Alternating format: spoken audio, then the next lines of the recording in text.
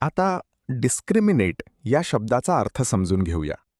सर्वप्रथम मराठी अर्थ भेदभाव करणे किंवा फरक करणे. डिस्क्रिमिनेट हा शब्द वर्ब आहे.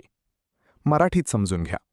डिस्क्रिमिनेट म्हणजे लोकांमध्ये अन्यायकारक फरक करणे, विशेषतः जात, धर्म, लिंग किंवा वंश यांच्या आधारावर भेदभाव करणे. कधीकधी याचा अर्थ चांगले आणि वाईट यामध्ये फरक ओळखणे असाही होतो. English meaning to treat people unfairly based on differences or to recognize a distinction.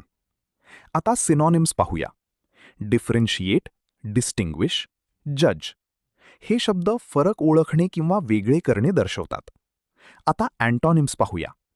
Equalise, treat equally, ignore differences हे शब्द समान वागणूक देणे दर्शवतात. आता उदाहरणे पाहूया. पहिले वाक्य it is wrong to discriminate against people based on their religion. धर्माच्या आधारावर लोकांवर भेदभाव करणे चुकीचे आहे.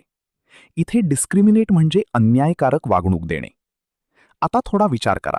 व्हिडिओ थांबवा आणि खाली उत्तर कमेंटमध्ये लिहा. Discriminate means A. Treat equally, B.